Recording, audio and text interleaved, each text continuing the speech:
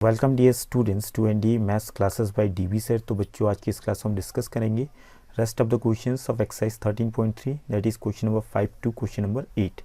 तो स्टार्ट करते हैं आज की class without wasting much time with question number 5।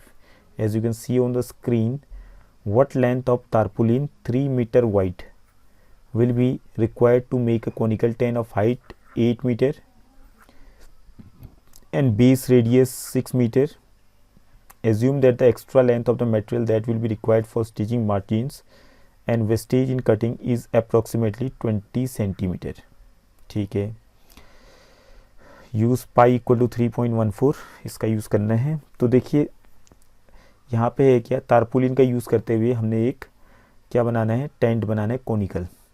तो सबसे पहले तारपुलिन का जो कपड़ा है उसका शेप इस फॉर्म में है, कपड़ा ऐसा था ओरिजिनली। ओके, ये कपड़ा हो गया और इसकी जो विथ है इट इज़ 3 मीटर वाइड, तो 3 मीटर इसकी चौड़ाई होगी, दैट इज़ ब्रेथ। और हमसे पूछा है कि इसकी लेंथ कितनी लगेगी टेंट को बनाने के लिए। तो देखिए यहाँ पे हो क्या रहा है, यहाँ पे कुछ कपड़ा जो है बर्बाद हो जा रहा है स्टिचिंग में, सिलने में, और कुछ बर्बाद हो गया वैसे ही कटिंग में। तो यहाँ मान लेते हैं इसकी लेंथ का 20 मीटर ये जो पार्ट है, सॉरी 20 सेंटीमीटर लेंथ इसका बेकार हो गया। दैट मीन्स इसको थोड़ा सही से लिख देते हैं। मान लेते हैं इतना आपका 20 सेंटीमीटर है, इतना जो ब्लैक कलर से मैंने किया 20 सेंटीमीटर ये लंबाई हो गई। तो इसी के चौड़ाई के पूरा का पूरा इतना जो कपड़ा है ब्लैक कलर से, ये आपका वेस्ट हो गया, ठीक है, बर्बाद चला गया।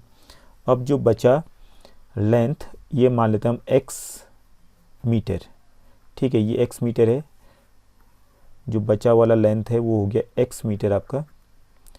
तो इतना जो है, जो रेड वाला पार्ट मैंने सेट किया यहाँ पे, इतना कपड़ा जो है कहाँ पे लगा है, टेंट में जाके इतना कपड़ा आपका यूज़ हुआ।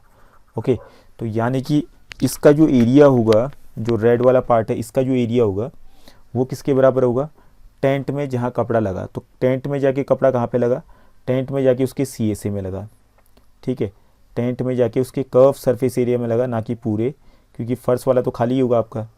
तो यहाँ पे इसके टेंट के बारे में हमें क्या देखा, गिवन इन्फॉर्मेशन, हाइट इसकी है 8 मीटर और रेडियस है, बेस रेडियस है r is equal to 6 meter. Okay, तो हमसे पूछा गया कि कितना लेंथ लगेगा इसमें, टोटल लेंथ जो है, चाहे वो वेस्ट हुआ हो या नहीं हुआ हो। पहले तो हम x की वैल्यू निकालते हैं, ठीक है, x की वैल्यू निकालते हैं और x के बाद हम क्या करेंगे, उसमें 20 सेंटीमीटर ऐड कर देंगे, तो टोटल लेंथ आपका आ जाए कपड़े का जो इसमें लगा है। ओके, तो यहाँ पे मेन फंडा क्या काम होगा, जो जैसे कि मैंने कहा कि रेड वाला जो आपका ऊपर रेक्टेंगल में जो रेड वाला रीजन है वही टेंट के CSA में लगा। दैट मीन्स यहाँ पे length of that rectangle, red वाला जो रेक्टेंगल है उसका एरिया कितना हो जाएगा, x into 3 square meter, that will be equal to the curve surface area of the cone, that is pi into 22/7 into r, radius 6 हो गया, और सॉरी पाई की वैल्यू यहाँ पे 3.14 लेने के लिए कहा था, तो 3.14 ले लेते हैं। 3.14 पाई इंटू r आपका 6 हो गया, और l हमें निकालना है, तो l निकालना पड़ेगा इसमें, तो इसमें पाइथागोरस थ्योरम लगा दीजिएगा आप। l आपका आ जाएगा 10, ठीक है, r square plus h square equal to l square का यूज़ करेंगे। इससे पहले वाले क्लास में भी हमने ये निकाला था फार्मूला लगा के, l square equal to r square plus h square. तो इस फार्मूले से आपका l की वैल्यू आ जाएगी 10, तो यहाँ पे लिख दिया हमने 10 पाई आर एल। 3 से कट रहा आपका ये 2 टाइम्स, और x इक्वल टू आ जाएगा 4 टू 14 टू या 28, 3 टू या 6, 6.28 इंटू 10 दैट इज 62.8, 62.8 आ गया x की वैल्यू, ठीक है। बट ये तो आपका x की वैल्यू है, तो ओरिजिनल जो है टोटल लेंथ कपड़ा जो है कितना लगा, तो length of the cloth originally used, ठीक है, तो वो आ जाएगा आपका x plus 20 centimetre, x metre plus 20 centimetre. तो x तो ऑलरेडी मीटर में था आपका, तो 62.8, इसको कुछ करने की ज़रूरत नहीं है हमें, और 20 सेंटीमीटर को मीटर में चेंज कर दीजिए। सेंटीमीटर को मीटर में चेंज करने के लिए 100 से डिवाइड करेंगे, तो 0 0, बाकी यहाँ पे चलो इतना ही रहने दीजिए। 62.8 प्लस 2/10 हो गया 0.2, तो ये इन दोनों को ऐड करके कितना आ जाएगा 62.8 प्लस 0.2 63 आ गया आपका 63 मीटर। तो ओरिजिनली जो कपड़ा यूज़ हुआ वेस्ट वाला भी और जो टेंट में लगा उसकी लेंथ हो गई टोटल कितनी x मीटर प्लस 20 सेंटीमीटर। तो मीटर को तो हमने कुछ करना नहीं, सेंटीमीटर वाले को मीटर में चेंज किया हमने 20/100, फिर 2/10 आया, 2/10 का मतलब 0.2, 62.8 में 0.28 किया तो 63 मीटर आपका ये रिजल्ट आ चुका है। Okay, hope this is clear. Now come to the next question, that is question number 6। The slant height and the base diameter of a conical tomb are 25 meter and 14 meter respectively. Find the cost of whitewashing its curved surface area at the rate of 210 per 100 square metre. Okay, तो यहाँ पे तो पहले आप CSA निकालेंगे। CSA के लिए आपका देखिए स्लैंट हाइट ऑलरेडी गिवन है, L आपका गिवन ही है 25 metre and base diameter given है, तो रेडियस हो जाएगा इसका आधा, 14 गिवन है बेस डायमीटर, रेडियस हो जाएगा 7 मीटर। तो आपका CSA पाई आर एल से निकल जाएगा, तो यहाँ आपको पाइथागोरस थ्योरम लगाने की जरूरत भी नहीं है, L आपका गिवन ही है, R आपका गिवन ही, इसमें वैल्यू पुटअप कीजिए, CSA निकाल दीजिए। ओके, इसके बाद जो है फिर आपका इसका कॉस्ट ऑफ वाइट वॉशिंग निकालेंगे। तो कॉस्ट ऑफ वाइट वॉशिंग आ जाएगा 100 स्क्वायर मीटर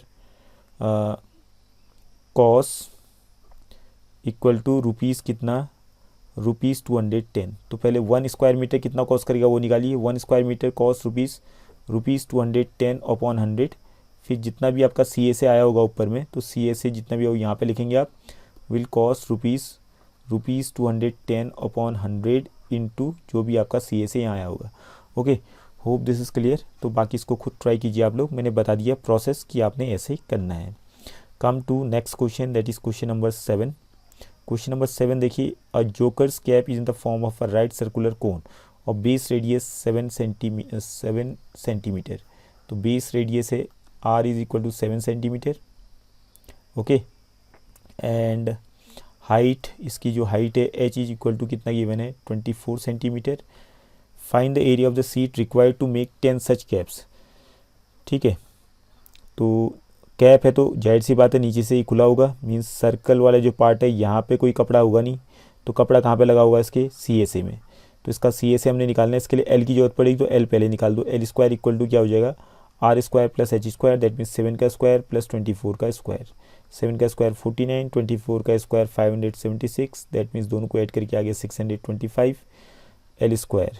तो L equal to root of 625 25 centimetre L आ गया, L की वैल्यू 25 आ गई। ओके, बाकी आपने CSA निकालना है, CSA ऑफ 1 कैप।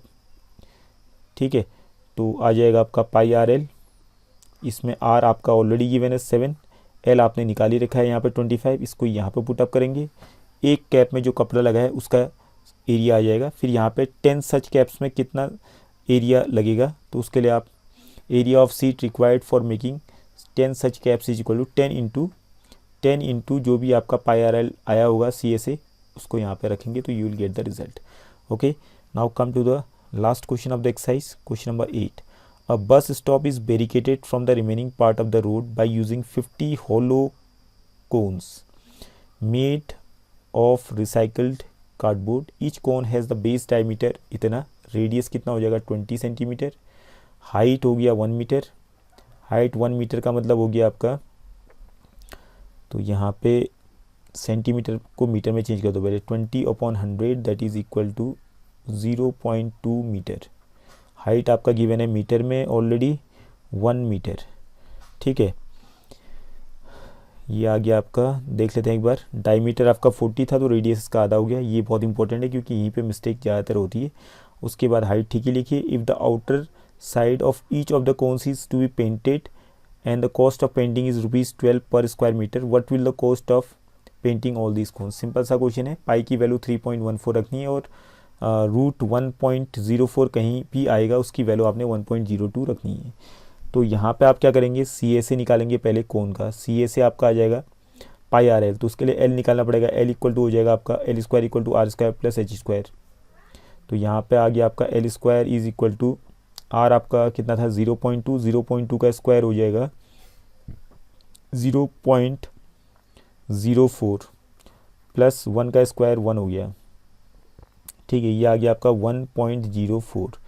तो L स्क्वायर आपका ये आ रहा है एल स्क्वायर आपका इतना आ गया, तो L equal to root of 1.04 आ गया, और इसकी वैल्यू हमें ऑलरेडी गिवन है क्वेश्चन में 1.02, तो क्वेश्चन का यूज़ हमने कर लिया 1.02, इसका स्क्वायर रूट हो गया, स्क्वायर रूट निकालने की जरूरत भी नहीं पड़ी, इसकी ऑलरेडी आपको गिवन था।